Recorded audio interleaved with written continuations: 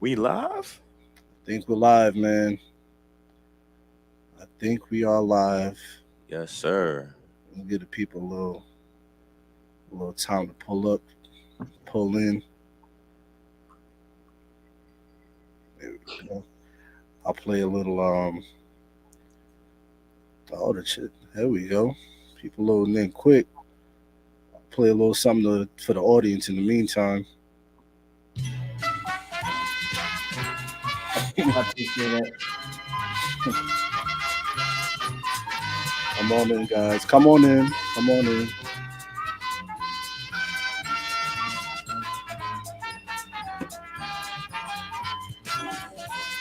This must be the Mountain Dew Showcase Showdown. There we go. Had to play a little something to let the people in. All right, man. We're here. I'm Eve. My tag team partner Cody's here. We're joined by the one, the only Andrew Goldstein, and his tag team partner for the night, Zach Linder. Fellas, how are you? Thank you for having me. And I said, what's better? Two Jews for the price of one. Can't beat it. Here, post Royal Rumble. I appreciate you guys having us. Look, you've got the rabbi and his cantor here tonight, It's the and perfect combo. I'm very happy to be here on the Mountain Dew Pitch Black announce table. I like that. I like that. You see that? Man, We're branding experts here. I But see. yeah, I'm psyched to chat about the show we just saw. It was a long one. I'm not. I felt like I was in that minute after that show. What was it? 4 hours? It was almost 4.5. Felt like a New Japan show. Facts. Goodness. Honestly, when I saw the time that the main event was starting, I was like, all right, maybe they give us 10 minutes max. I didn't know they were gonna. I didn't know they were gonna go that long. I Pause if can't need be.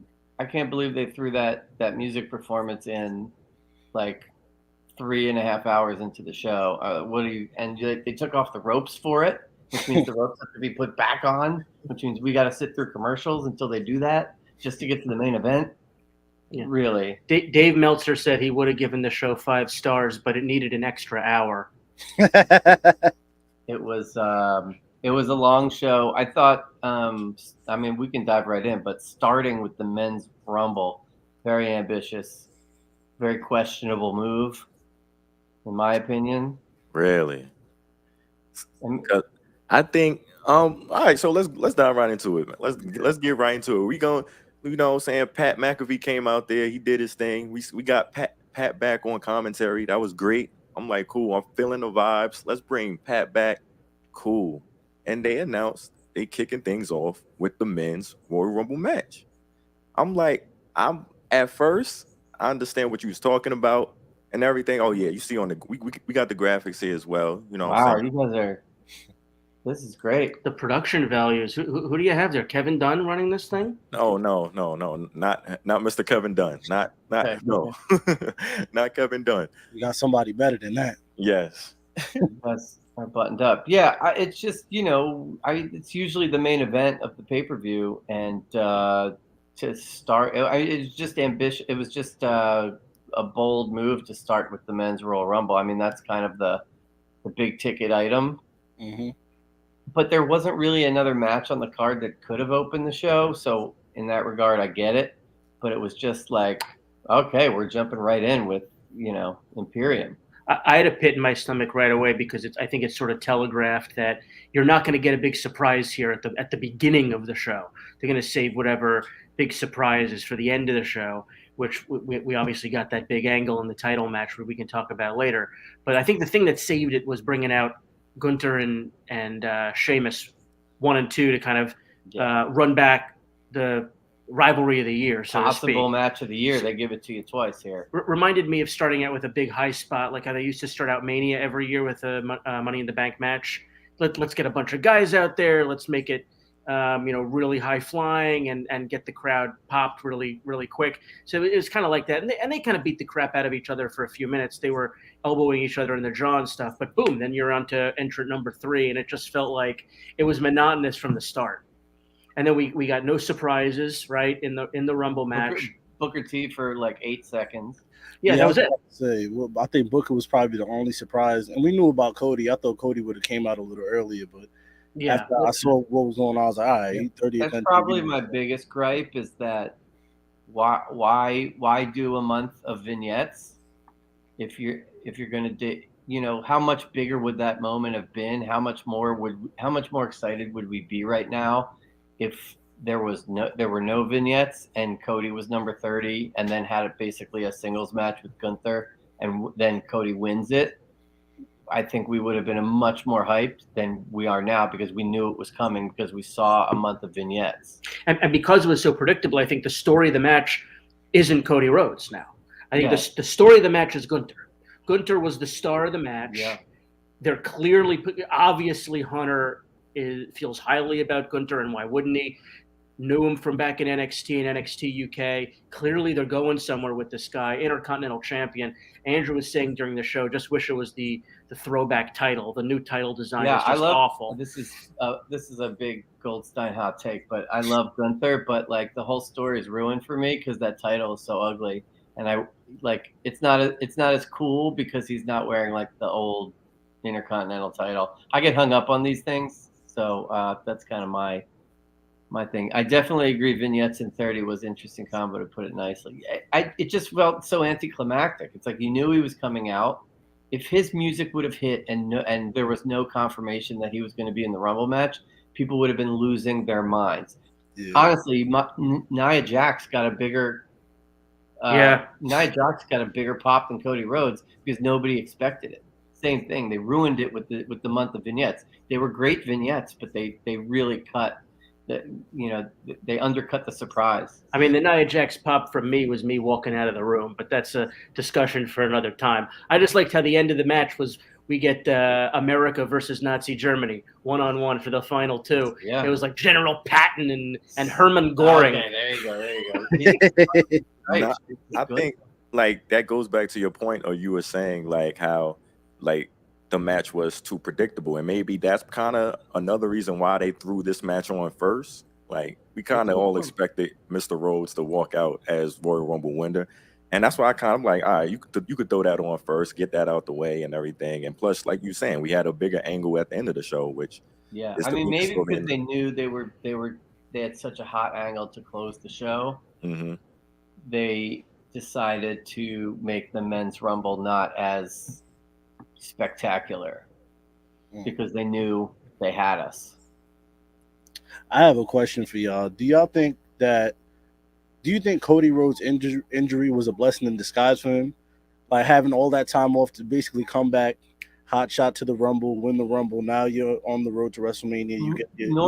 Normally my answer would be yes, because unfortunately in the wrestling business, the only way you get time off to freshen up your character is to unfortunately get injured and have to take some time off, and usually that ends up being a blessing in disguise because then you get the big comeback and you get to reboot your character. But Cody, man, he was so hot. It was all happening for him. He had just come out of AEW, showed up in WWE. The whole, his return was so big, and then it gets cut off at the knees with this injury. So I think in this particular case, probably not a blessing in disguise, but here they are. I mean, they're picking right back up. But you saw the crowd. I mean, the crowd was pretty quiet for Cody's entrance and pretty quiet for Cody's win. Look, we hear it all the time in wrestling. The money is in the chase, right? And we missed 6 months of the chase, more. So I think this was going to be the year of Cody. When Cody wins the title, the following year is not the year of Cody. The year is the chase, right? And we missed that whole element of the Cody story. How many guys would he have gone over after Seth before winning the Rumble and going? I think this would have happened regardless, right? So I think we miss a big element of that story, and I agree with Goldstein. As you should. I have to say that. He's in my house. I can't do anything about it. I mean, that makes sense. I mean, what did you guys think? Did you feel a little underwhelmed by Cody at 30 and winning? I'm not gonna lie. I did feel I was underwhelmed. I'm not gonna lie. I was excited for him to come back. I was happy to see him come back, But I thought he was like you said, with the vignettes and everything. I thought we were going to see him maybe at number 1 or 2. Then I was like, that's kind of predictable. Then I was like, all right, maybe he'll come in at in the tens. You know what I'm saying, 12 around there. But 30, I was like, come on, really, for real. But as soon as it ended, I was like, all right, that was predictable. Like we knew what's up. You know what I'm saying? We knew what was gonna happen. Once a report came out, like when they announced Cody Rhodes for the Rumble, they said he wasn't even cleared yet. I was like, okay, he's definitely about to be like late, like 29, 30. Like we can get him in and out. Like he actually did more than I expected for him to do. That was our original theory as it was going on. It's like they're probably saving Cody for 30, so he doesn't have to work that much, and then he can kind of have 2 more months of rehab to get him to Mania. But then he ended up working basically a 15-minute TV match with Gunther. Yeah, they beat the hell out of each other. I mean, the match that from the 2 of them being left in the ring and their sort of little match at the end of the Royal Rumble match, that was awesome. Don't get me wrong. I thought Cody's an incredible performer. Gunther's an incredible performer. I love that they were the last 2 in the ring. I loved the finish. I loved all of it. It just felt underwhelming because Cody's moment should have been so much bigger. But again, as we said, the vignettes hurt it. But I agree with you. That was certainly on our minds of like maybe they're going to put him in at 30, get him a quick win, and then he doesn't have to wrestle again till Mania. But it certainly seems like he's ready to work. Yeah. Especially after watching that, it definitely seems like he's good to go. And that's good. You know what I'm saying? That's good. A part of me, when the match ended, he climbs up to the second turnbuckle, and I saw like he had a bruise right here on the pec. And I turned to Andrew. Did he hurt again? I was like, did he hurt himself again? Oh, no, he hurt himself. He ruined the whole thing. This piece of garbage. What's he doing? And I think it's probably just a welt from being chopped to the high heavens by Gunther. But that part of every time he gets in the ring now, I'm going to be worried that like the whole thing is going to be ruined up until Mania. It's like me watching the Eagles. Anytime somebody touches Jalen Hurts, I think, oh God, here it is. His shoulder's done. Shout out to the Eagles. Let's get a big win tomorrow. Salute. I got Eagles money line tomorrow. Please, Jalen Hurts, don't let me down. That's my guy right there. Let's go. Did anything else in the Rumble hit you? I thought Zach had a great observation while we were watching it, which is like that. I mean, clearly a winner of the match was the Judgment Day. I mean, they really spotlighted the Judgment Day, whether you like them or not. Clearly, WWE likes them because they in both Rumble matches, really, with Rhea winning the win. There you go. Thank you, Bruce. With Rhea winning the Women's Royal Rumble and the Judgment Day being basically the through line throughout the entire men's match.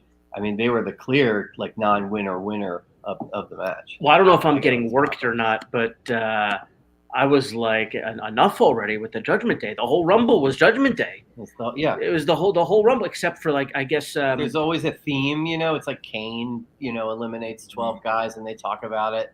This was by far the Judgment Day Royal Rumble. Besides, obviously, the finish and the Brock segment in the Rumble, which I think was important too. Right, and also the high spot with Logan Paul. That was the spot of the night. Yeah, that was pretty. Yeah, right there. You guys are quick with it. My goodness. I'm impressed with the production value. Coming from TV, I'm very impressed by you guys.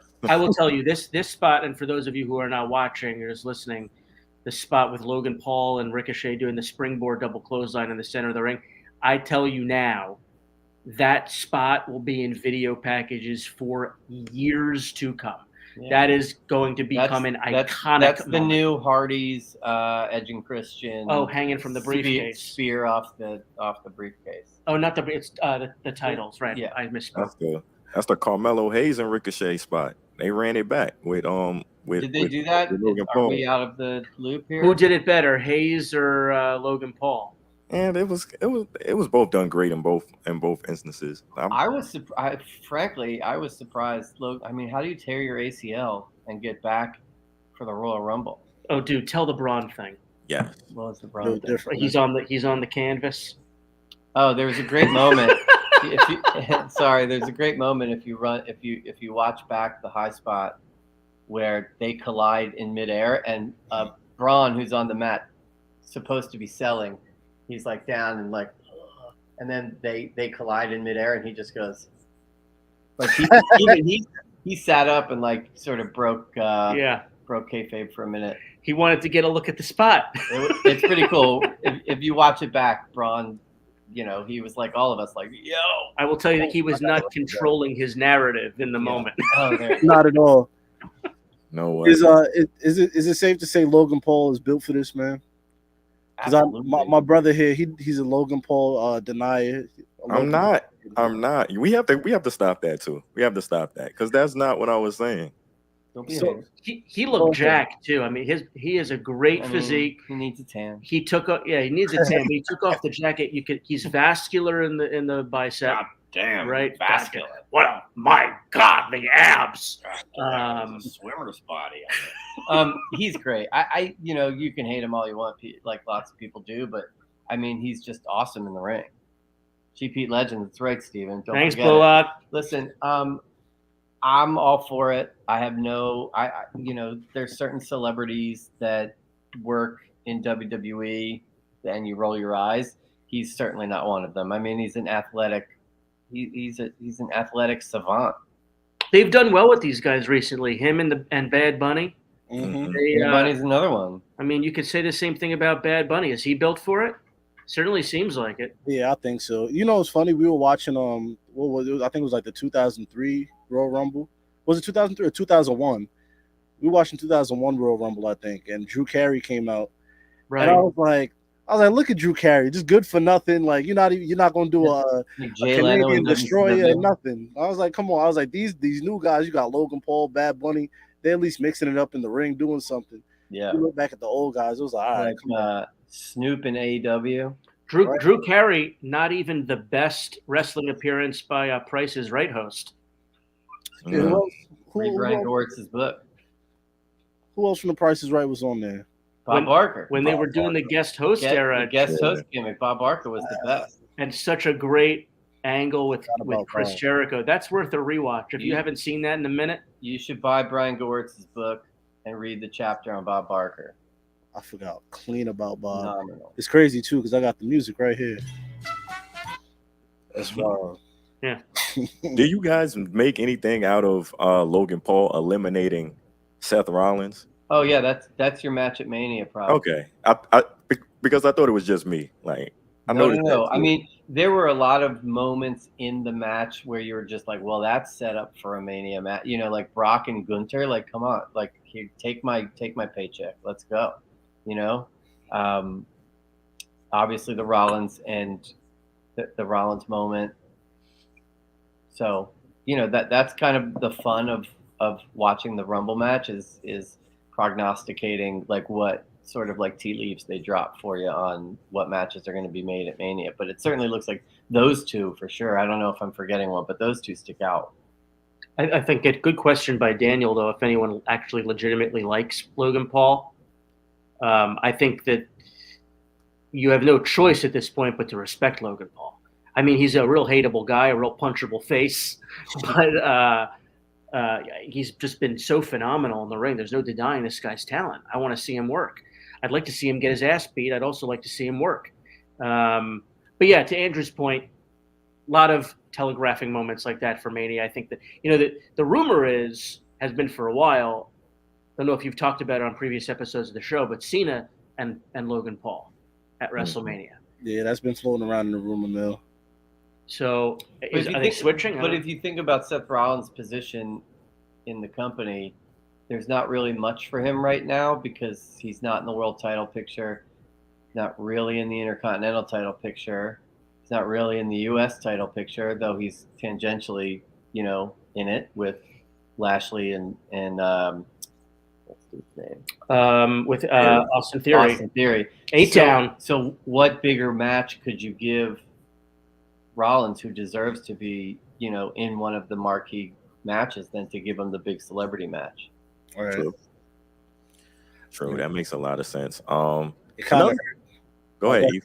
No, I was gonna say, me being a Seth Rollins fan, it kind of hurts, man, because it's like this guy. I feel like he's been busting himself for the last year or so, and you know what I'm saying. He deserves to be in some title picture. But in the celeb matches, that's a good check also. And every interview he gives, I mean, he talks about like, what else do I have to do?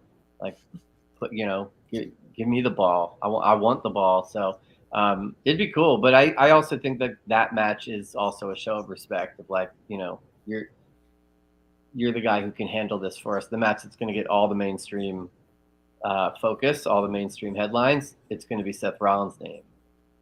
USA Today and Page 6 aren't going to be talking about Roman Reigns and Cody Rhodes. They're going to be talking about what Seth Rollins does to Logan Paul. Right. That's a fact. Big shouts out to all the people watching right now on YouTube, man. Hit the thumbs up, hit the likes, all of that good stuff, man. Shouts out to everybody tuned in. One more thing before we move on from this Royal Rumble match.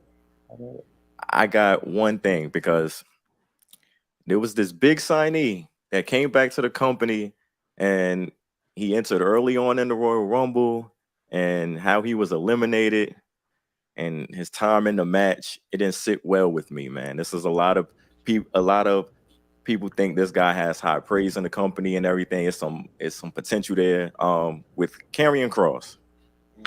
How do you guys feel about Karrion Kross's return, his showing out in this Rumble? How do you guys feel about that? I'm not a Karrion Kross guy.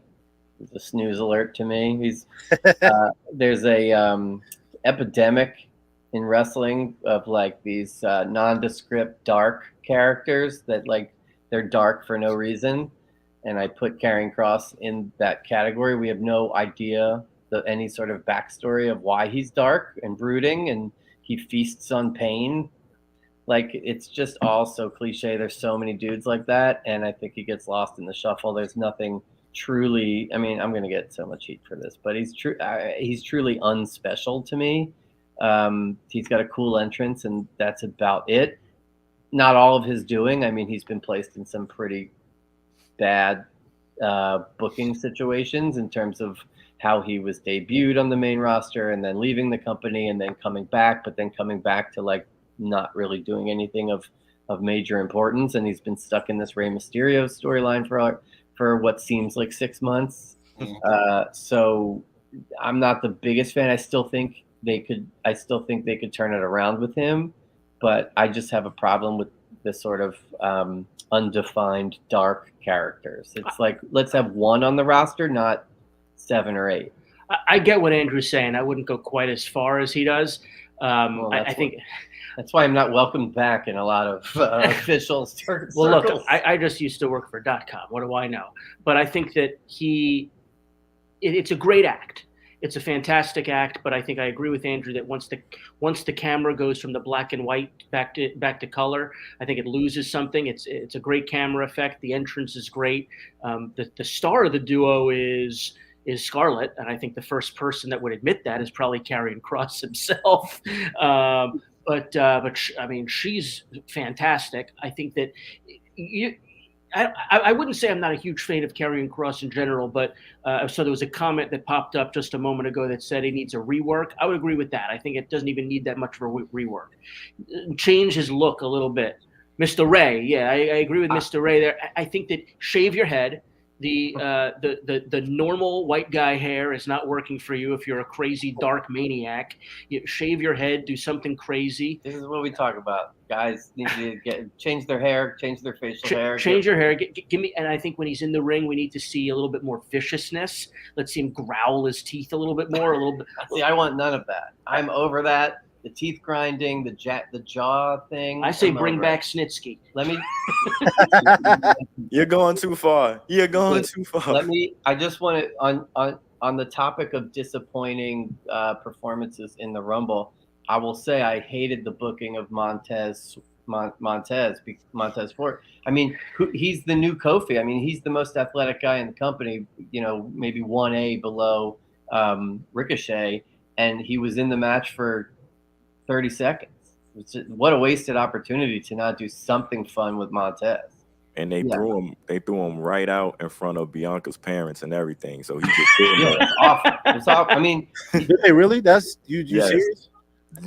Yes. But we got 40 minutes of Johnny Gargano. Like, come on, guys. You got Montez, who's like a future main eventer, and he's in and out Oh my God, you're talking Dipperstein's language right now. I'll tell you that much. Yeah. But he looked like $1 There you million go. bucks, though. He looked like $1 million bucks. I thought Dawkins looked great too. Dawkins hit some fantastic offense in the match. He's Yeah. much improved. Yeah, he's been great. Most improved wrestler of the year, maybe.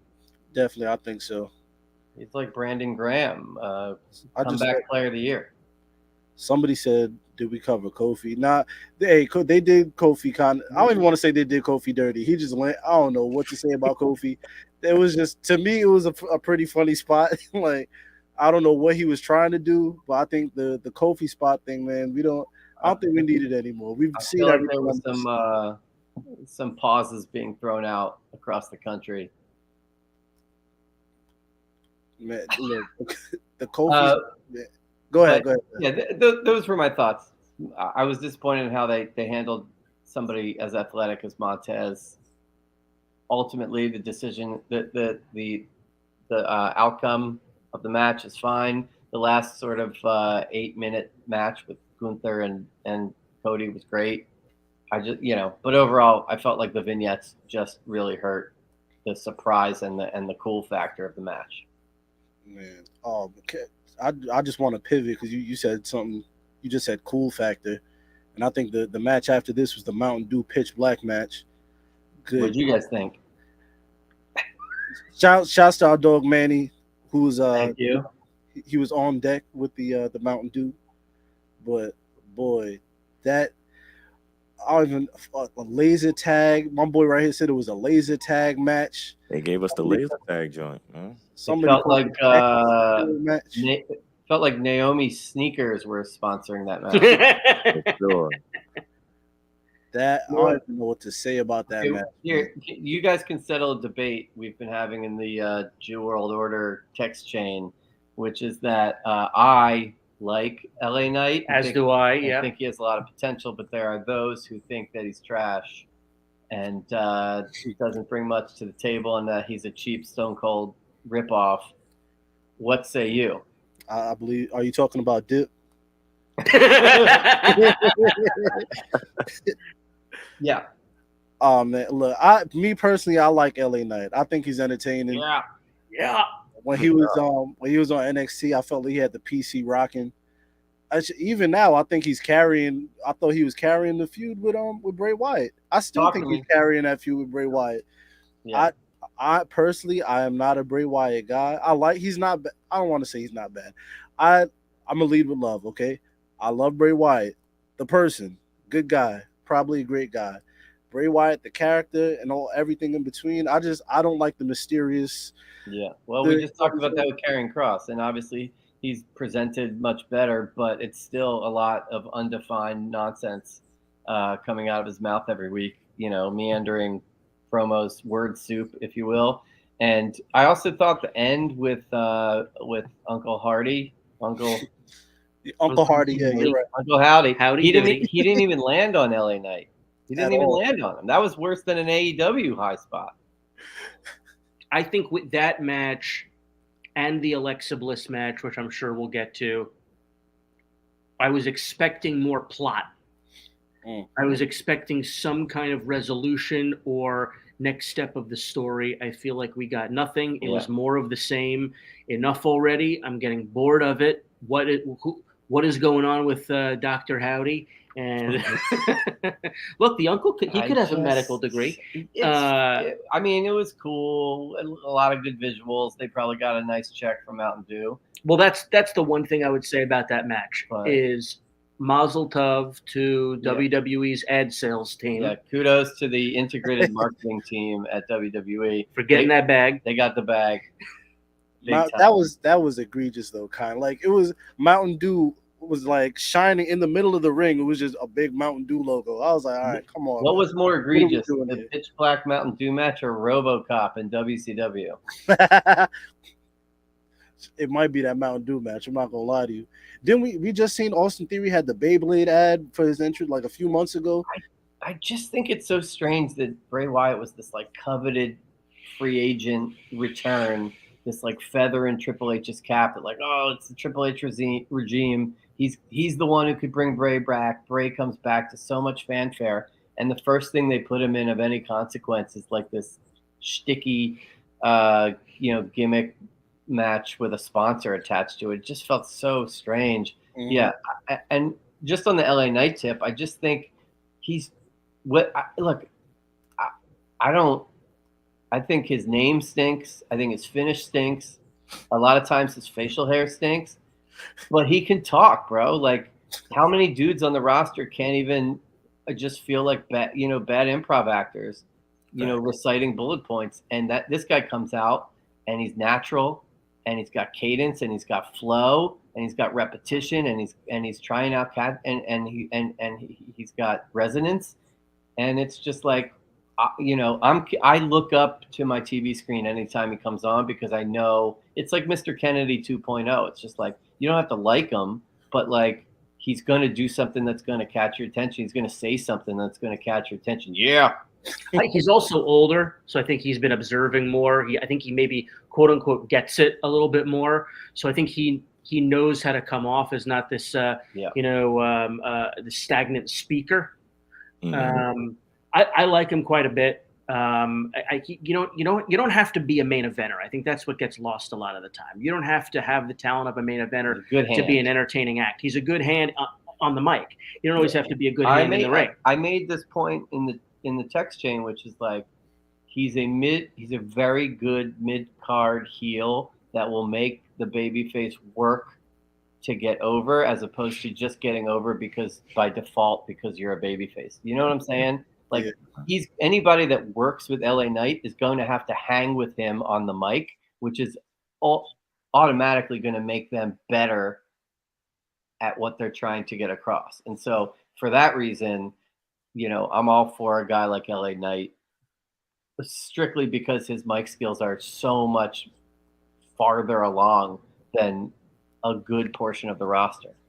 No, I would definitely have to agree. Like, you asked about LA Knight, and I feel the same way. I just feel like it was too soon for him. Like, he was just coming off the male models thing, and then he jumps right into this, and I feel like the casual viewer didn't have a chance to, like, it's just LA Knight now. He's just LA Knight. We don't know much. I feel like the casual viewer don't know much. Like, he just jumped from that to this. Yeah. You know what I'm saying? And and the booking didn't do him any justice either. Like, it's just like, who is this guy? He's just in a program with Bray Wyatt. Like, it was a very strange jump. Very strange jump for Bray and for LA Knight. The whole thing is pretty crazy. But again, as a lot of the commenters have been saying, is like, LA Knight carried that story, because Bray is all over the place. I don't know that they've figured out exactly what to do with him yet. I like the more realistic presentation of Bray now. But again, there's just like a lot of gibberish that ultimately doesn't land for me. Can we say one thing though about this whole Bray Wyatt act? And it might just be me. Like, if we're gonna have Bray Wyatt do this, can we just keep Bray Wyatt facing the LA Knights, the Dolph Ziggler's, the Madcap Mosses of the world, instead of bringing this act to the main event? Or is that just me? Like, I like this. He can do all of what he wants, the little goofiness and all of that. Cool. Like, just don't take that to the main event. And I feel like that's when it gets way too goofy in the main event. I don't think about it so much as keeping him in the mid card. I just think about keeping him siloed. He's a special attraction. He's an attraction, right? You don't want to compare him to Undertaker, but in the way that after Taker had his title reigns, he didn't need the title, because his character, it transcended. That's the word I was looking for. It transcended being in the title picture. Yeah. And so I think Bray can be this special attraction, like Zach said, and help elevate some baby faces to, again, hang with him. Yeah, I feel the same way. I feel the same exact way, man. As far as Uncle Howdy goes and all the mysteriousness, we don't need it, man. I'm good. I said it before on the show. Bray Wyatt, Uncle Howdy, sayonara. I don't need you guys, man. I'm good off y'all. I don't even really care who it is at this point. Me either. He just basically did a coffin drop, and didn't land on LA Knight. And then there was Fire. Like, why did Fire come out? Oh, brother. That's a deeper, darker criminal link, man. We could stay here all night to just break. I can't. I got 2 kids, and I'm past my time. Hey, but we're gonna move along. Before we hit our next match, let's pay a bill real quick and come right back, man. Lakewood means rewind, the gunshot means forward. We requested it, so we rewind. It's your boy Manny, and this is the Black Announce Table WWE Royal Rumble Post Show. Alright, turn this shit off now. Enjoy.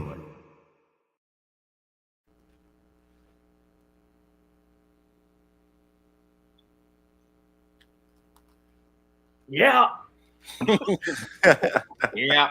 All right, guys, we're back. Good job, guys. We're here with Andrew Goldstein, Zach Linden. Fellas, we appreciate you guys. You know what I'm saying? I know it's late, and I appreciate you guys staying up and rock with us. Thank you for having us. Yeah, no, that's fine. Andrew's got 2 kids. I got my baby shower tomorrow with my wife. Zach's got one on the way. Let's shout out to Zach. Yeah. Congratulations, man. Congratulations. Yeah, Thank you. If anybody wants to babysit. What was after the blackout match? I believe With it was the ladies match, right? Oh yeah, I didn't watch much of it. Full disclosure. Hey, I mean, we're here now. I'll be honest. To me, and I love Bianca Belair. I think Alexa Bliss is cool, but to me, I feel like this match, I don't want to call it trash, but I'll say it was lackluster. I wasn't really paying attention to this match. I knew what was gonna happen. To me, I felt like this could have been on Monday Night Raw. Yeah.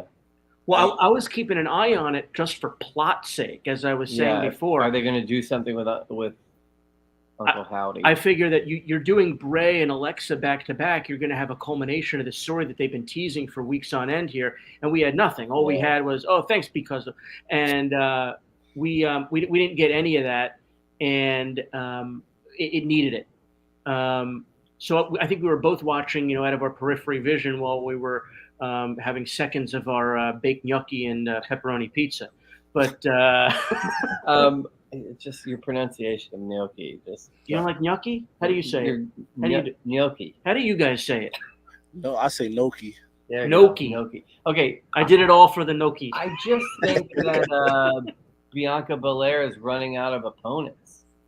Yeah. Who haven't we seen her? We've seen her face everybody, right? Yeah, they've been keeping her away from Rhea for so long. It's about that time. I mean, we can combine it and just I love that they're putting the company behind Rhea Ripley because they put her in such trash storylines for so long.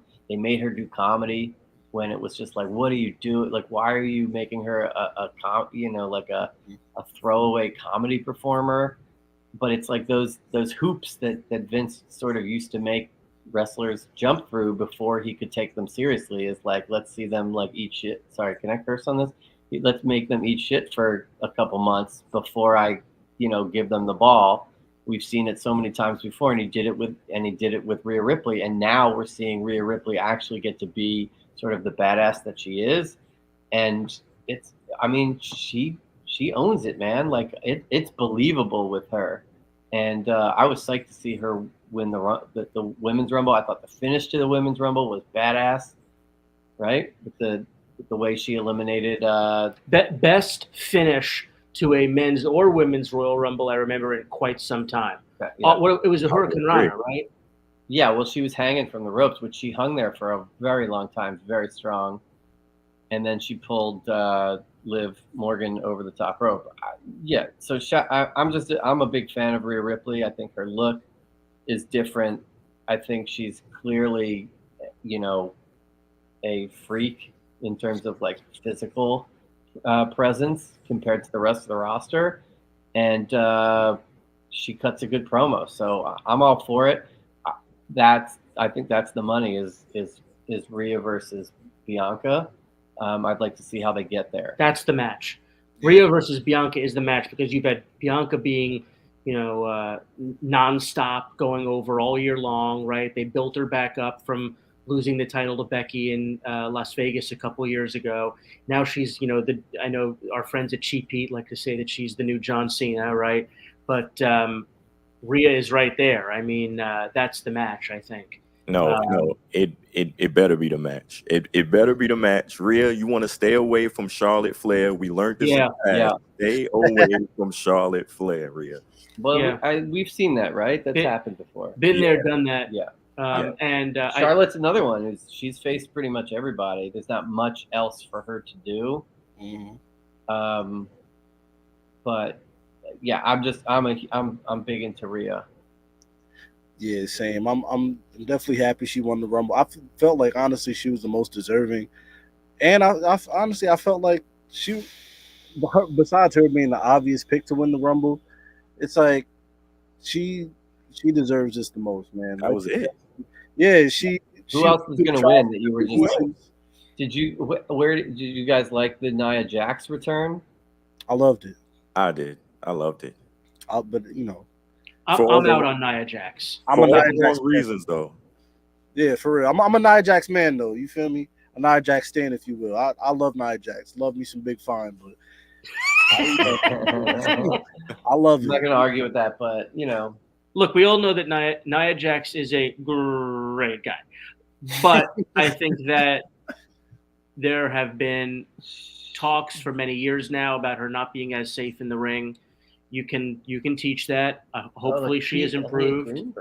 Oh yeah, we got the press conference on in the background. She's just a strange bird, like in her real life, in terms of some of the things that she said and some of the stances that she's taken. So I'm not the biggest fan, but I mean, again, she was a surprise, which is more than I can say for the men's Rumble. So in that regard, shout out to Nia Jax. What I would say is after you listen to this podcast, turn it off and go find the episode that she did with Renee Young, and we love Renee Young, Renee Paquette, whatever you want to call her, one of the greatest guys there is.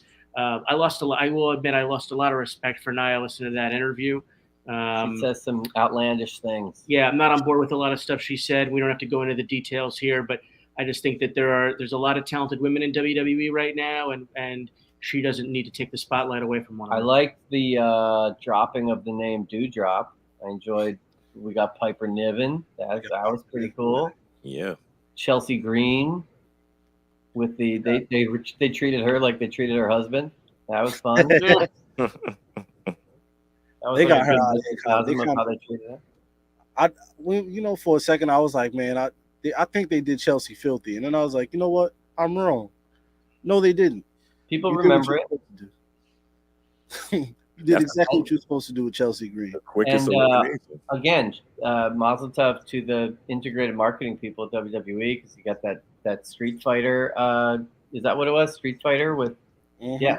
Oh, Michael, look, I'll be honest. I'm not much of a gamer. Haven't been since, I don't know, N64 days. That's when my gaming days ended. But when Michael Cole said something like, you may notice that Zelina Vega is dressed up like so-and-so from Street Fighter 6. I said, oh, how can I miss it? Yeah. Of course. Thank you, Michael. I knew at the moment I saw They her. need to bring back Glacier if they're going to do a Street Fighter integration. Facts.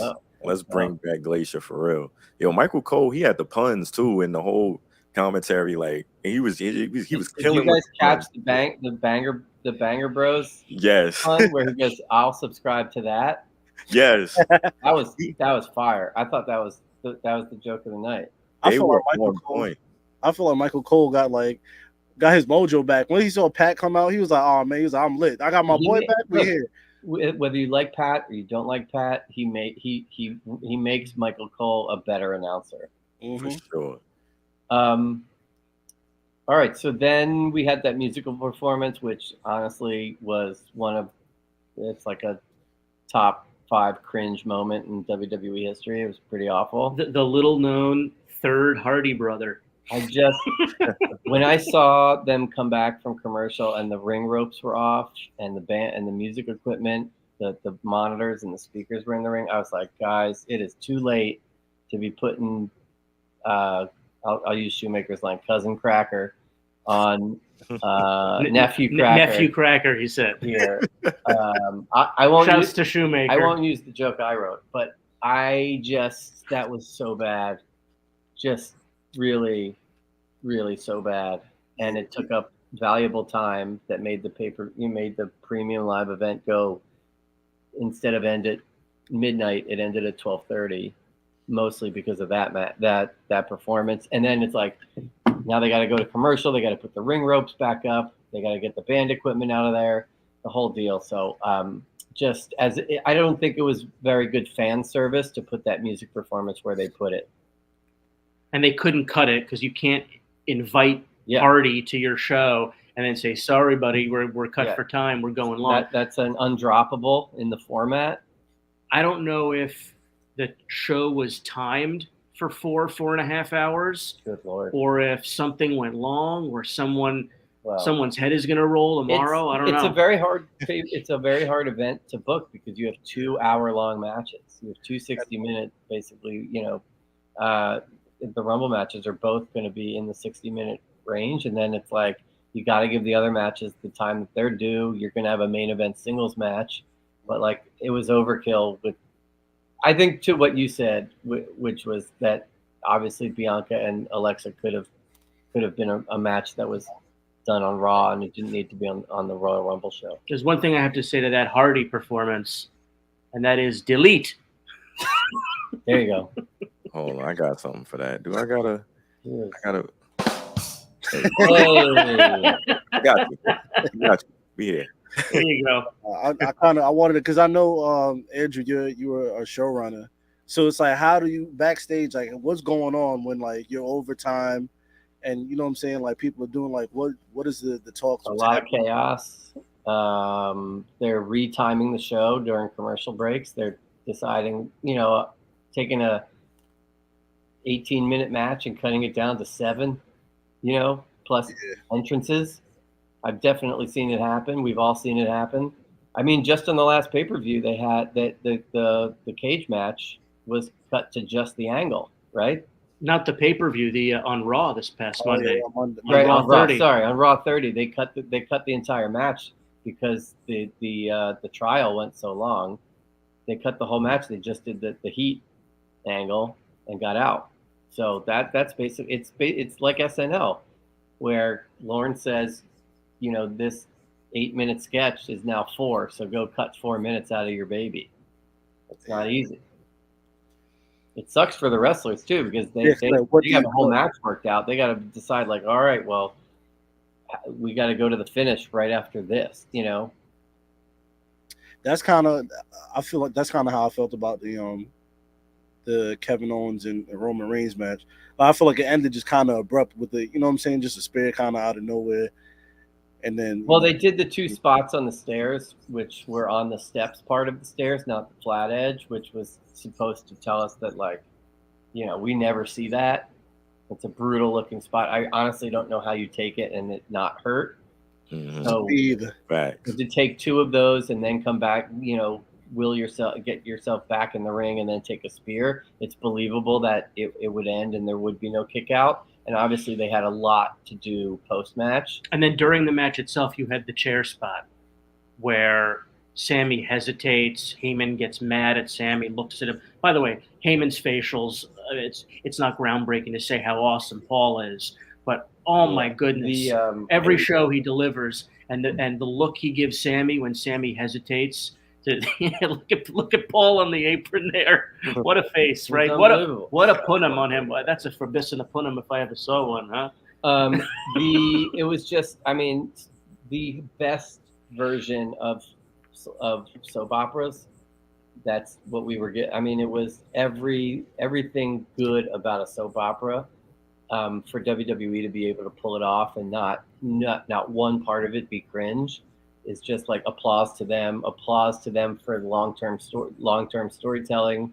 I think, Zach pointed out, it's like, can you think of another heel faction that had a baby face in it, where, like, the fans chose one person in the heel faction and were cheering them while booing the rest of the faction? It's pretty unprecedented.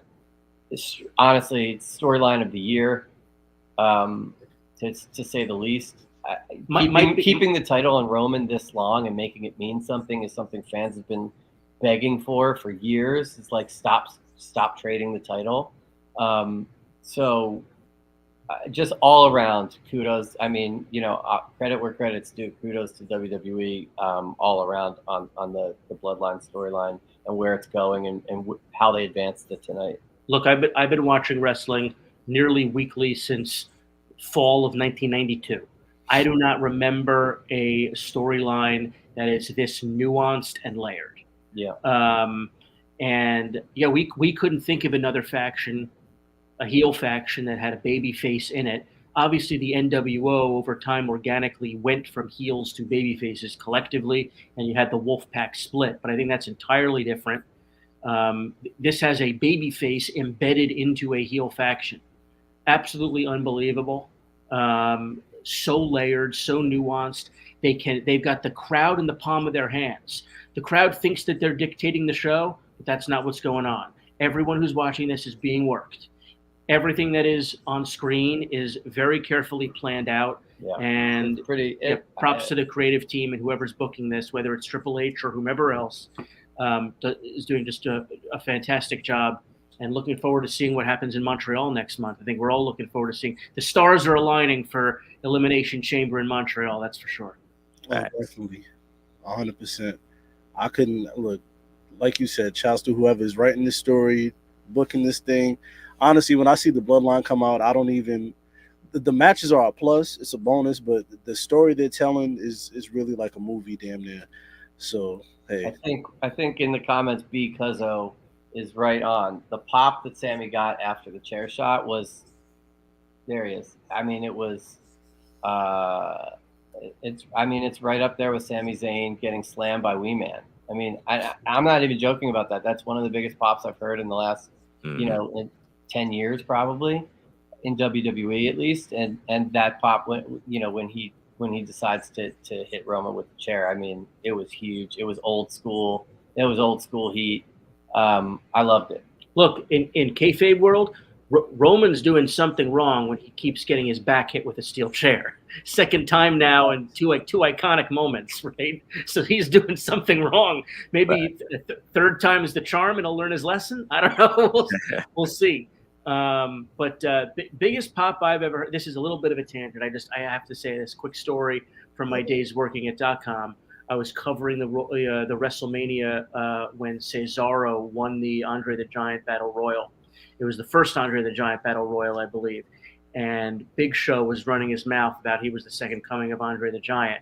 And it was his destiny to win that thing. And if you remember, Cesaro won it by scoop slamming Andre and taking him over the top rope. Just that brute strength that Cesaro has. Big Show, yeah. Sorry, who did I say? Andre. Oh, my God. I meant Big Show. Yeah, pardon me. It's Freudian slip. I have the biggest pop I heard in the 3.5 years I worked in that newsroom was that moment. Absolutely incredible. And nothing really happened with Cesaro after that. He became the king of swing very briefly, but he had a moment to become over right there. But tangent, I'm sorry. No, it's cool. It's only 1:30 in the morning. So just that whole last however long it was, 8 minutes after the match was it was perfection. It's why you stay up late. It's why we all stick with wrestling through the tough cringe times, because at some point they're gonna the bell curve, it's gonna go back up and we're gonna get something that makes. I mean, I talk about it all the time. It's a holy shit moment, and that's what you live for. That's what wrestling is built on. That the 4 major sports can only hope to have a few happen organically. Wrestling is in the business of producing holy shit moments. And that was certainly one of them. Agreed. And this moment heading into, Elimination Chamber, Road to WrestleMania, this is the way to kick it off, man. I was telling my girlfriend, I was basically like trying to explain to my girlfriend, like, because she's kind of new into wrestling, like she would watch it here and there, but like I'm kind of explaining to her like what the Royal Rumble is and leading up to WrestleMania. So I'm like, this is kind of like the start of playoffs. Like if I had to equate it to anything, this is the playoffs right here. 100%. First round. And if we starting off like this, a chair shot to the back of Roman Reigns, we starting red hot. So I'm not. Look, honestly, I think you're dead on, and I'm not even trying to sort of think about where they're going because this story is so good. I just want to sit back and watch it. I'm not even. I mean, I'm not even trying to fantasy book it because I just want to. They've done me right the whole way so far. I just want to see where they take it. And it just may, obviously there's going to be a lot at WrestleMania, but that I'm certainly looking forward to where they're going with Roman and Sami and Kevin and the Usos. I think the one thing that if we are going to predict anything, though, I think the one thing we can say at this point is pretty definitively we're not getting Dwayne in Hollywood. I was just about to bring that up because, to close it out, I was like, what are your thoughts on The Rock not showing up? I think it's a shame. I think that just as the stars are aligning for Sami and Kevin in Montreal, I thought the same was going on for our boy Rocky in Hollywood. I don't think it's happening. I think if he's not showing up at the Rumble to build to something, then we're getting something else at WrestleMania, and it's probably going to be Cody Rhodes. And I have no problem with that, but I would have liked to see something happen with that match. I think that match can still happen without a title. You can still do Roman Rock for the head of the Samoan dynasty and have it not be a title match. But it certainly would have put the cherry on top of a reign for Roman. Yeah. To beating the final boss, so to speak. I just think we're getting something different now. It's a good video game reference. That story, I mean, it writes itself. For Rock to come back and be like, you keep saying you're the head of the table. Well, like, I built the table. The table's mine. And go from there. It's a shame we're not going to get it. But, last time Rock came back, he, tore up both of his legs and, screwed up production on a couple of movies he was working on. So I think there's a lot of money involved that, there's a lot of reasons why Rock is probably saying, thanks, but I can't do it. I got too much at stake. Yeah, Hobbs and Shaw 4 is in production, man. I'm sorry, y'all. Yeah. Yeah. What about now I could be tripping, but these are my thoughts. Shouts to KP. This is my producer's thoughts. He said, "What if they run back Jay and Roman again? Jay and Roman Part 2." I think we'll certainly get that now. I don't know if it's going to be at Mania, but I think that's certainly going to be something that we get again in a different way now that there's so much more backstory. I think it's more likely that we get Sammy Jay versus Jimmy solo. That feels like the stronger match to me because it's not really about the animosity between Roman and Jay. It's more about the bond between Sammy and Jay. The breakup of the brothers, and now you have Solo to take that spot, so it can be a tag and keep Roman out of it. Just they got to figure out what they're doing with Kevin in that case because I thought eventually we were going to get Kevin and Sammy taking the titles off the Usos. Obviously, that's not happening now, but you have to do something with those tag titles. Right. So they'll figure it out, whether it's at the Chamber or at Mania. But they still have the titles, so they could be forced to tag against Kevin and Sammy, but it kind of loses some thunder. Or we get Freebird rules. Freebird rules, exactly. You never know, man. Look, before we wrap it up, man, what would you guys rate this show, man? Scale of 1 to 10, or if you want to do the Meltzer scale, however you want to do it. What are we rating this show? Royal Rumble 2023. I'll go report card style, and I will give it a C+. I do not think it was a very strong show. I think that a lot of the big angles that we saw were predictable. The final one was still enjoyable, but I think overall as a show, it also went very, very long. I'm sticking with the C+. Yeah, I'd have to agree. C+, B-. I'll bump it to a B- just because, like Zach said, that spot between Ricochet and Logan Paul is going to live on forever. I think the rise of Rhea Ripley is something that we're going to be hopefully seeing for a full year now to come. And obviously the main event. And what that huge step in this like epic story, I think those three things kind of like put it on a plane where you can't call it a horrible pay-per-view because you got three sort of holy shit moments. Right. And with that, it's time for Sunday brunch. It is time for bagels and cream cheese, everybody. No, I honestly, my computer's at 18%, but I love you guys. Thank you for having us. Of course, man. Thank you guys for staying up late with us, man, and talking. Appreciate it. Appreciate you. Really, honestly, I'm as somebody who I work in TV and as a showrunner and a writer and a producer, like you guys have it together. I mean, if I say Doink the Clown, a picture of Doink the Clound comes up, like that's not easy to do. I know, I've been there, and you guys are doing it, and I'm just super impressed by your operation, and you guys are just like great custodians of wrestling Twitter. So I appreciate it. I appreciate you guys. Yeah, ditto everything. Thanks for letting me hop on. Thank you for those words, man. We appreciate you guys. We definitely want the both of you back on. Definitely earlier than 1:30 in the morning. So we're gonna make that happen. My wife's gonna kill me, but I'm happy to be here. Of course, brother. Thank you guys once again, man. Cheers. Take care. Oh man! Shouts to Andrew Goldstein. Shouts to Zach Linder. Yeah, man. Man, before we get out of here, what do you rate the pay-per-view, bro? I'm gonna have to say like a C. A B minus. You going with a C? I'm going with like a C, man. I'm gonna have to go with a C. You know, it's we got a couple of bathroom break matches. You know what I'm saying? After that the men's Royal Rumble match, the pitch black match was just, it wasn't it. Leading into another match that wasn't it. It's like, all right, so I'm basically gearing up for, I got to see the women's match. You know what I'm saying? The women's Royal Rumble match, that was cool. Everything, enjoyed that. The performance, ass again, another bathroom break. So it's like, and then it led me to the main event. So it's a C. I'm giving it a C. Yeah, I'm gonna have to go with a C. I'll give it a C plus. I'll give it a C plus, man. Honestly, I didn't think I thought the first match was predictable. The second match I hated. The third match was, I'll say it was lackluster.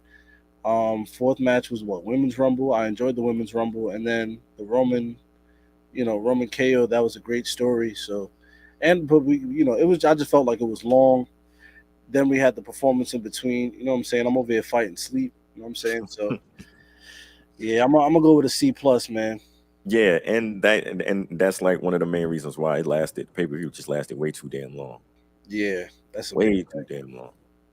That's a big fact. But altogether, we on the road to WrestleMania. You are 6-time. Oh, I'm here. Still 6-time champion. Oh, it was okay. You see what's going on, man. We here, man. Still, it's a damn shame, man. But hey, what can I say, man? I'm gonna get it soon. Most likely, I'm gonna get it at WrestleMania. That's cute. I gotta book myself to win, brother. You know what I'm saying? WrestleMania, I'm gonna come take my title back. You know what I'm saying? I'm here, man. I'm just waiting for a challenge. That's all. I'm waiting for the contenders, the real contenders. You know what I'm saying? Y'all brung Manny through. I bet you did Manny get a point? We don't know. So it's like Manny mixed Mountain Dew pitch black with a Gold 4 Loco, and then I haven't seen or heard from him since. So I don't know. Manny might be I don't know, laid down in some trash right now. Hopefully my dog is all right, man. Yes, hopefully. Oh man, shouts to Peeps. Oh man, wait, hold on. KP is saying you're the 7-time. KP, nah, I'm not. No. This nigga is not 7-time champion, man. What you mean? I'm not jacking that. He's not 7-time champ. Why not? Because you know you didn't lose it and win it back. Charlotte Flair jack up her numbers all the time, and y'all love her. Like, let me run up my numbers, get my stats up. No, but she lost and wins it back. You ain't lose it. You still got it. So you still the 6 times. KP over here statting pats for you. I patting stats. I don't like that, man. Nah, pat my stats too. Where my champion picture at? We ain't used that picture in so long, it's non-existent. It's all good. Pull that JPEG up, man. Is this supposed to be my picture? It's a picture of Bray Wyatt? Man, turn this off, bro. Turn this off, cuz. Hey, man, I don't know what's left to say, man. We broke the Rumble down. We did it in under an hour and 30 minutes. I'm very proud about that. Shouts to Zach Linder and Andrew Goldstein once again. Great guess. Great guys, man. Those guys, they know what they're talking about. And I definitely want to have them back in the future, man, to talk, to get, just definitely not at 1 a.m, but, have another in-depth conversation about this thing called professional wrestling, man. Facts. But yeah, I think we did a good job, brother. My brother, once again, you're great at this. I don't know how long you've been doing this, but you're great at this, kid. I'm out at something. You got a great future in this, kid. Oh man, lead the people with something, brother. Oh, I can play some music. Go ahead. Nah, I ain't even gonna hit him like that. I was about to go crazy. I don't want to get strikes or anything like this. We already demonetized. Please take it easy. Please take it easy. Word, I can't even play nothing. I'm with this. Man, I fell down to my knees when the law came. That's it. That's all I got, man. Listeners, viewers on YouTube, all of that, man. Thank y'all for tuning in, man. Thank y'all for being up this late with us. We appreciate it. We here though. That's a big fact. Oh, this is a real comment right here. I'm gonna leave this up. You cooking the books for damn sure. Hey man, salute to everybody staying up late to rock with us. We appreciate you guys. We love you guys. Once again, shouts to Andrew Goldstein. Shouts to Zach Linder. Hey, if y'all haven't tapped into Raw, our favorite moments from Monday Night Raw over the past 30 years, check that out. If you haven't checked out episode 266, I suggest you check that out. Also, you know where to find us. You know where to listen to us. Run the likes up. Run the comments up. Turn the notifications on. The Patreon is, you know what it is, patreon.com/Black Announce Table. And you know where to find us, man. Black Announce Table on everything. TikTok, Instagram, Twitter, Hive, Facebook, you name it, we're on there, man. Check us out and rock with us, man. We appreciate you guys. We love you guys. Have a good night. Mwah. Your boy loves you, man. We're going to catch y'all soon.